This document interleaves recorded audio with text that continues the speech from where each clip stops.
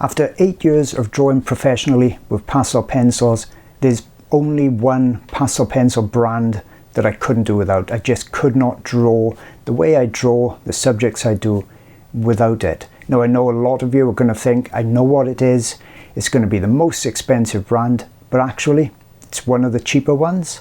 So stay tuned, I'm going to cover that a little bit later on. But first of all, I want to talk about the other brands and why I didn't select those. Now I'm not going to go into detail talking about all light fastness ratings and things. I've already got videos on YouTube on that. I want to keep this video really concise and to the point and just give you the details that I think you should know. Okay, so let's start with the most expensive brand, Caran d'Ache. Why didn't this one come first? Why is this not the one I couldn't do without? Well, a few years ago I reported that when I bought the full set of Caran d'Ache, I noticed in quite a lot of the pencils I could be drawing away and everything was fine, and then I'd come across a big hard lump of what I could only describe as grit that was in there. And this is so hard it would even scratch the paper and ruin the paper potentially.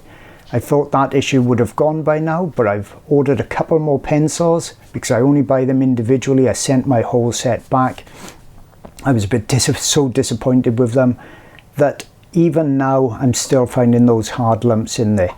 So that I don't like. Also, yes, they have very good range of colors, but they're also extremely soft, so that's difficult to sharpen.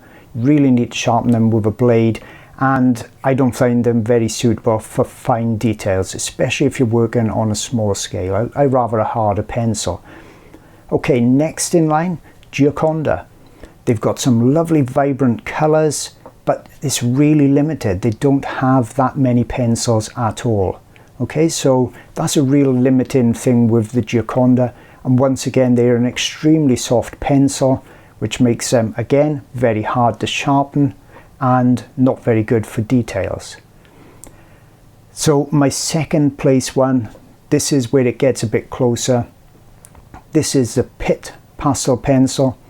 Didn't quite get first, and the reason behind that is I find the colors a little bit muted.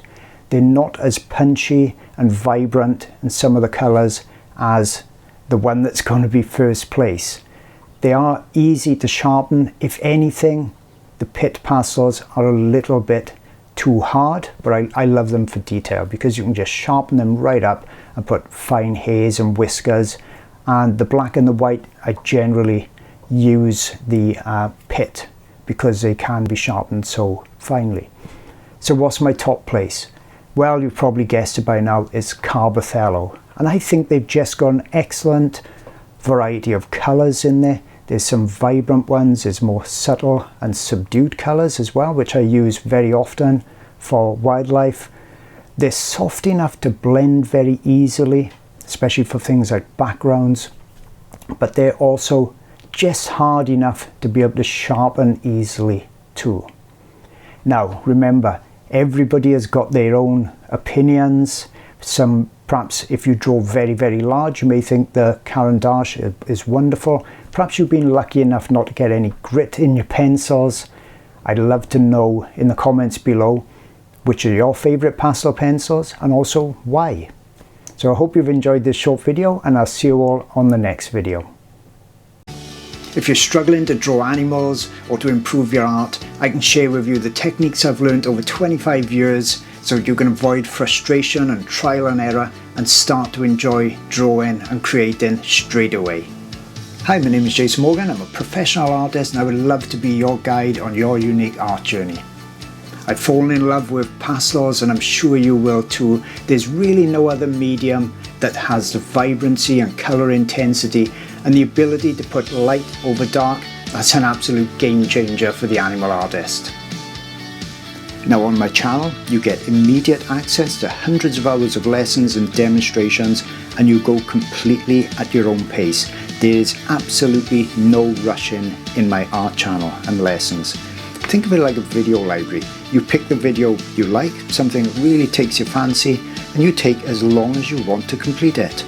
Or alternatively, you can watch my videos, learn the techniques, and apply them to the subjects that really inspire you.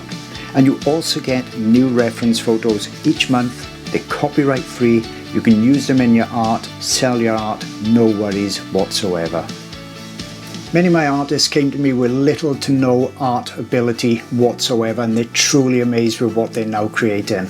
You could be doing that as well.